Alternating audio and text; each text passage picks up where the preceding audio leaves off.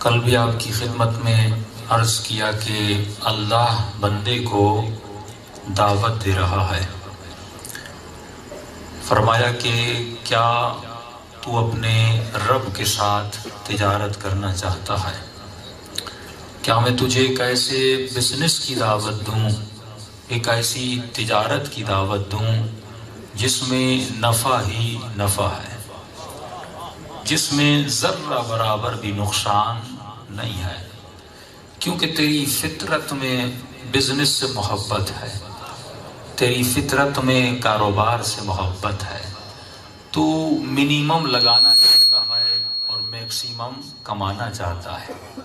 تو انسان میں تجھے ایک ایسے سودے کی دعوت دے رہا ہوں جس میں تیری دنیا بھی بنے، جس میں تیری آخرت بھی بنے۔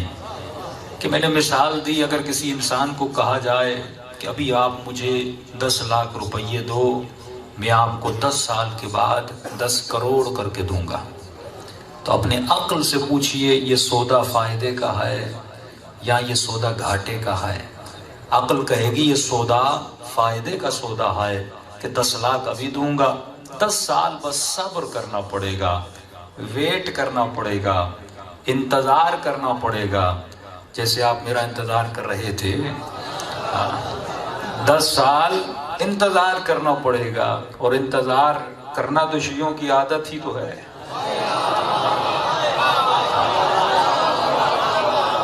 جو جتنا انتظار کرے گا اسے اتنا پھل دیا جاتا ہے۔ تو فرمایا 10 سال کے لیے 10 لاکھ دوں اور 10 کروڑ ملیں۔ عقل انسان کی کہتی ہے یہ سودا گھاٹے کا نہیں ہے، یہ سودا فائدے کا ہے۔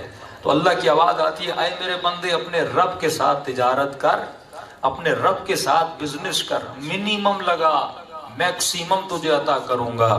اے خدا تجھے چاہیے تو کیا چاہیے؟ تو آواز کبریا آتی ہے، اے انسان اپنی زندگی کے 60 سال مجھے دے،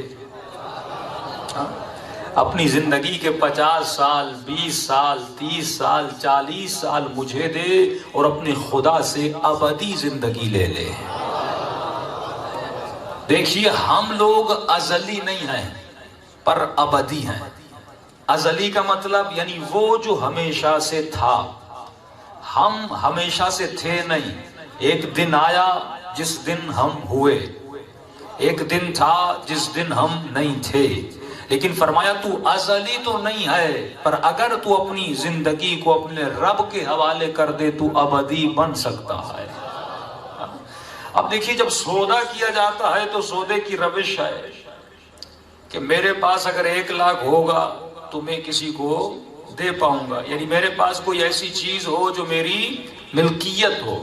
مثلا یہ ٹشو کا ڈبہ میری ملکیت ہے، میں آپ کو دوں گا اور آپ سے کچھ لوں گا۔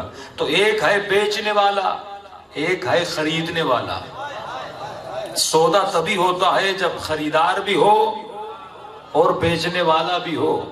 اب یہاں پہ خریدار ہے رب الارباب، خریدار ہے پروردگار عالم، اور بیچنے والا ہے تو۔ لیکن سوال یہ ہے کہ اے خدا میں تجھے جب بیچنا چاہوں تو کوئی ایسی چیز تو ہو جو میری ہو، کوئی ایسی چیز تو ہو جو میری ملکیت میں ہو۔ پروردگارا جو بھی تجھے دینا چاہتا ہوں دیکھتا ہوں تو میرا تو کچھ ہے ہی نہیں، سب کچھ تیرا ہے۔ اگر ہاتھوں سے تیرے ساتھ سودا کروں یہ ہاتھ بھی تو نے دیا، اگر آنکھوں کے ساتھ تیرے لیے سودا کروں یہ آنکھیں بھی تو نے دی، اگر زبان کے ساتھ سودا کروں یہ زبان بھی تو نے دی۔ تبھی امام فرماتے وہ اتنا کریم رب ہے اپنی دی ہوئی چیزوں سے تجھ سے سودا کرتا ہے۔ کہ ہاتھ میں نے دیے یہی ہاتھ دے میں تجھے ابدی زندگی دوں گا، یہ آنکھیں میں نے تجھے دی یہ آنکھیں دے میں تجھے ابدی آنکھیں دوں گا۔ ابدی کا مطلب کیا ہے؟ ابد سے مطلب ہے ابدی لذت عطا کروں گا۔ انسان دنیا کی لذت محدود ہے لیکن آخری لذت لا محدود ہے۔